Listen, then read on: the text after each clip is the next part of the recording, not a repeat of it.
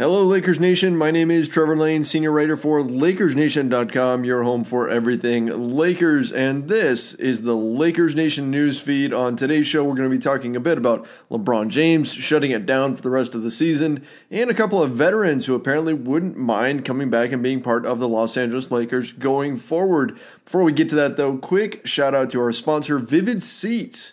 Guys, open up the Vivid Seats app on your phone, plug in the promo code LakersNation in all caps, get 10% off tickets to your next Lakers game while there's still games left in the season. Go ahead and check it out. Guys, again, that Vivid Seats app in your phone, use that promo code LakersNation in all caps. You get 10% off tickets to your next Lakers game. Okay, so let's start with LeBron James.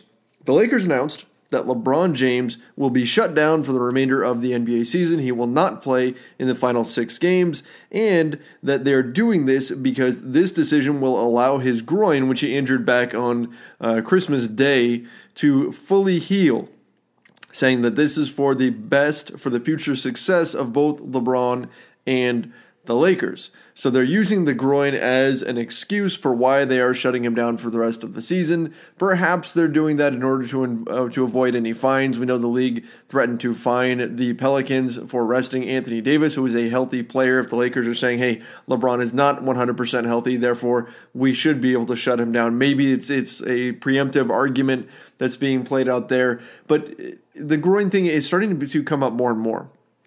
We're starting to hear more details about just how bad this injury was. We're starting to hear that about the training he was having to do and the rehab he was doing in order to get back on the floor and everything he was trying to do in order to live up to the expectations that Lakers fans had for him. And it's not surprising that this stuff is coming out now, because now you have to push back a little bit against the narrative that this was such a huge failure of a season. I mean, hey, look, they didn't make the playoffs, so in that alone, it's automatically, yes, it's a failure of a season. But in terms of keeping LeBron in a positive light, there's got to be that pushback against that. And so mentioning the groin kind of hints that he's not fully healthy, that it's an excuse, but it's still not surprising that we're starting to see this now. The question is why? Why now are they shutting him down? This is the part that may not make a whole lot of sense. If you look at the Lakers' schedule and you look at when it was time to shut him down, it was probably a week ago. Okay, a little over a week ago, when the Lakers lost to the Brooklyn Nets, talking about March 22nd, that was when they were officially eliminated from the playoffs. Now, they were eliminated before that. We knew they weren't going to make it, but that was when mathematically they were eliminated. Why not shut them down at that point? Because look at what happened. They won. They won 3 out of their next 4 games. They beat the Kings, they beat the Wizards, and they beat the Hornets, only losing to the Utah Jazz. So they win 3 of 4, and they won games against teams that they shouldn't have won against if you are watching the draft lottery odds. They could have fallen quite a bit in the standings had they found a way to lose to those teams, and certainly not having LeBron James probably would have helped in that endeavor. So they went out and won some games that could turn out to be very, very costly. The Washington Wizards were right neck and neck with them for a draft lottery spot. You also have teams like the Hornets, who are right there as well. As of this moment, because the Lakers won those games, they are sitting right now in 11th.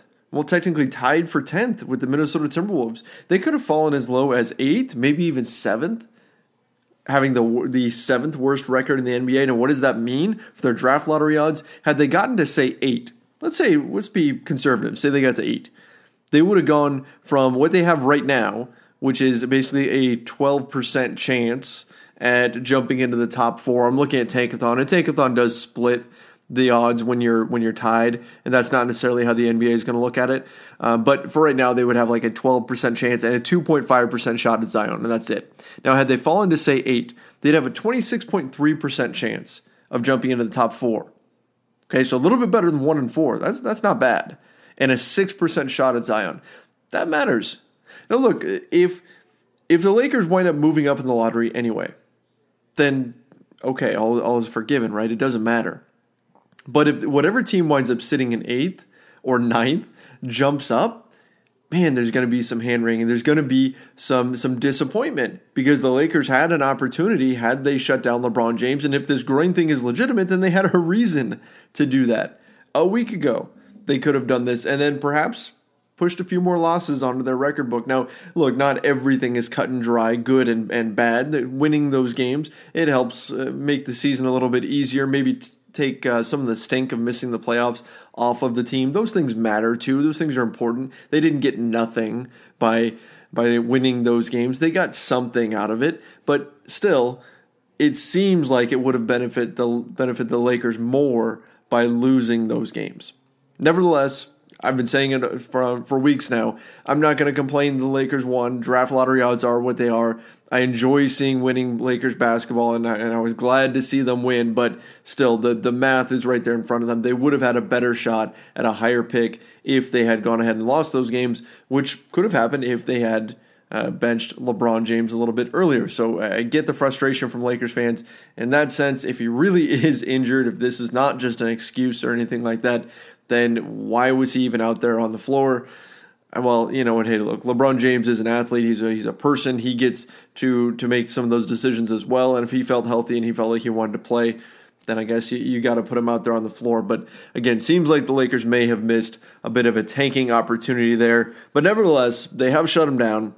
6 remaining games of the season will not feature LeBron James. That means he will head into the offseason, hopefully healthy, 100% or just about, and ready to get back to training. Just like Lonzo Ball, we're assuming is going to actually get a full offseason of training. Brandon Ingram should get a decent amount of training in. We're expecting him back probably around July or August or so. So hopefully the Lakers will have better luck with the injury bug next season after a full summer of training from the guys that are currently out. All right, so another story that came out, and I'm just going to lump these two guys together. We found out that JaVale McGee said he wouldn't mind coming back to the Lakers, and that's according to Kevin Ding of the Lakers. Now, JaVale McGee also mentioned that you never know what's going to happen in free agency, so we can throw that out there. And Rajon Rondo said he would absolutely like to return to the Lakers, and that came from Dave McMenamin of ESPN. So 2 veteran guys, 2 of the guys the Lakers brought in over the summer, both are saying they would be open to coming back to the Lakers. So first, let me throw this out there. Of course they're open to coming back to the Lakers. Why wouldn't they be open to coming back to the Lakers? Yes, it's been a miserable season in terms of where the teams at in the standings, and the fact that they're not making the playoffs, and the pressure and the rumors and the injury bug, everything else. Everything that could go wrong just about went wrong this season. So why would they be so willing to come back? Look, if you're a free agent and you're a veteran, you're not one of those guys that is going to get thrown a max offer no matter what team you're talking to. You want to have every suitor possible on the table. You're not going to push anyone aside. You want every potential landing spot to be interested in you, even if you don't actually want to go there, because who knows, maybe even if you want to go somewhere else, that might bid your price up.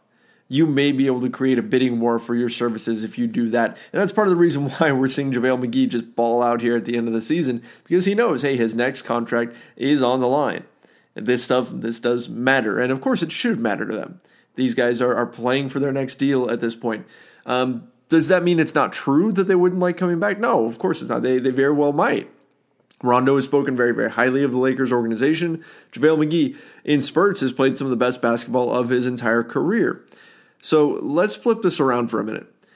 Would the Lakers want to have these guys come back, or should they want to have these guys come back? Assuming, first of all, of course they're interested in coming back to the Lakers. They're also interested in hearing offers from 29 other teams. These guys are free agents. They're going to want to hear from everybody, and realistically, whoever gives them the most money is probably going to be the landing spot, or at least going to put themselves into a strong position. Okay? If that's not the Lakers, that's not the Lakers.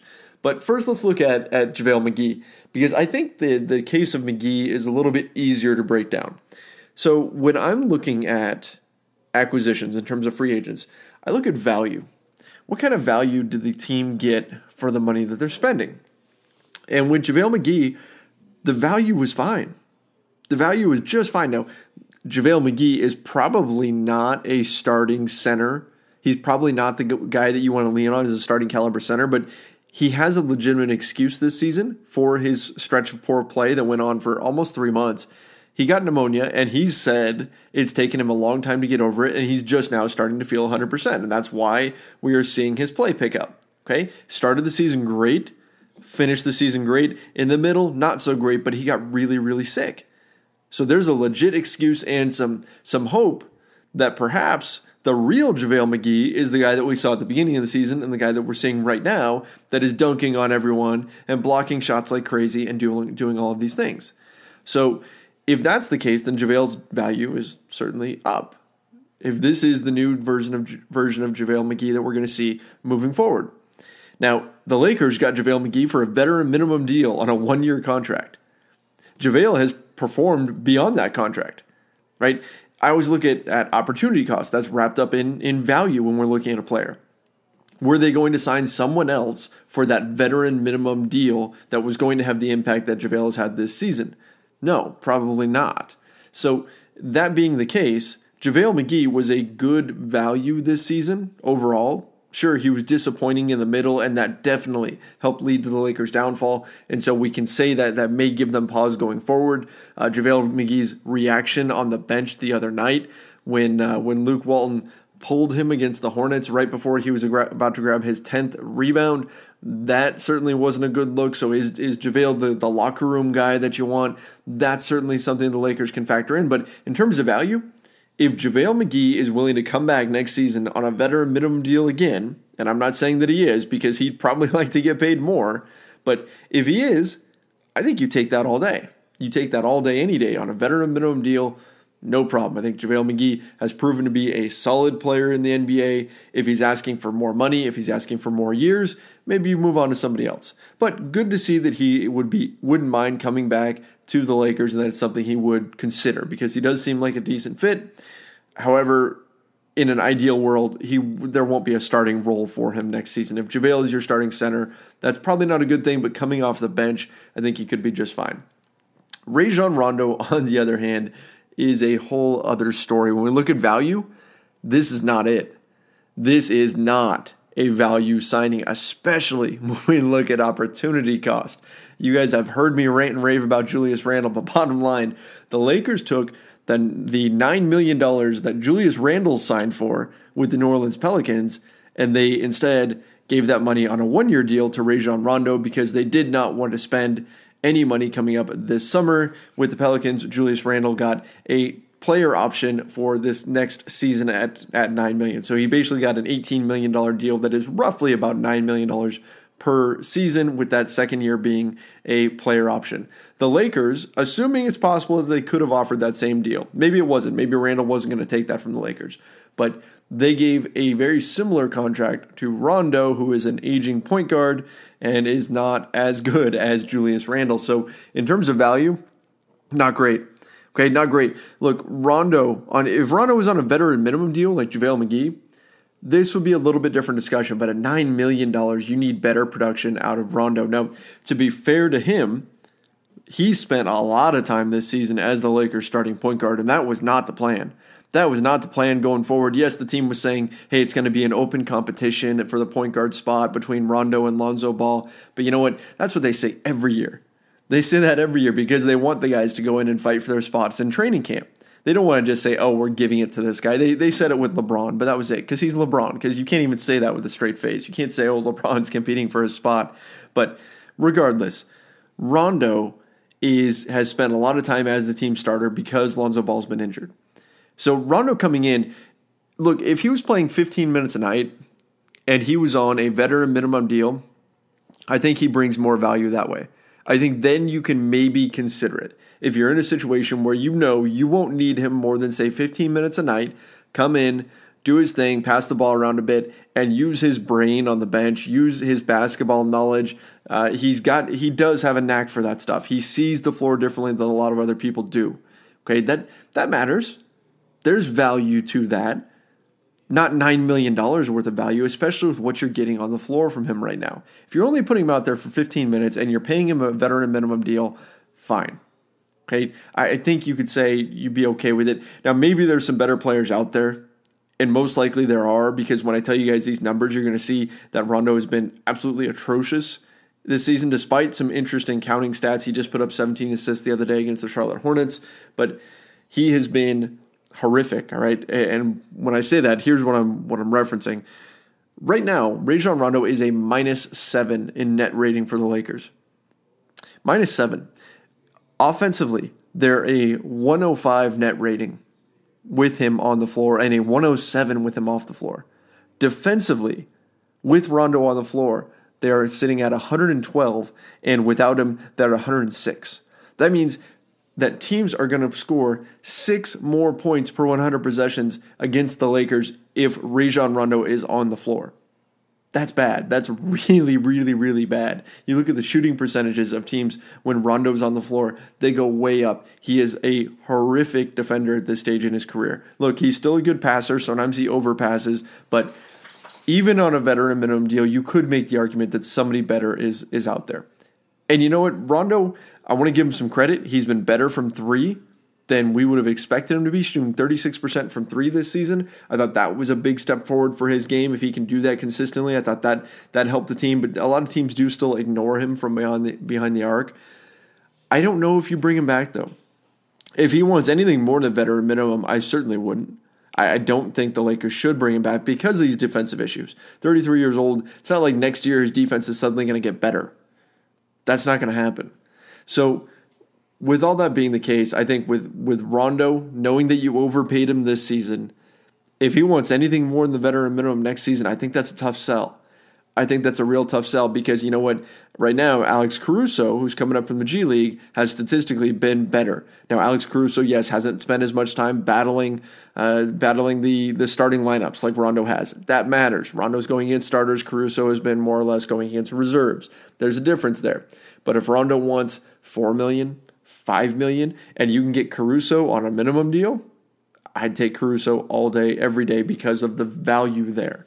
Okay, Caruso at 25 years old, you can say he's probably going to be a better player next year. Rondo most likely is going to be a worse player next year. Not that he doesn't have a role in this league, but you know what, just because he's willing to come back and just because he's a good basketball mind doesn't necessarily mean that he's the guy that you want to bring back to the Lakers.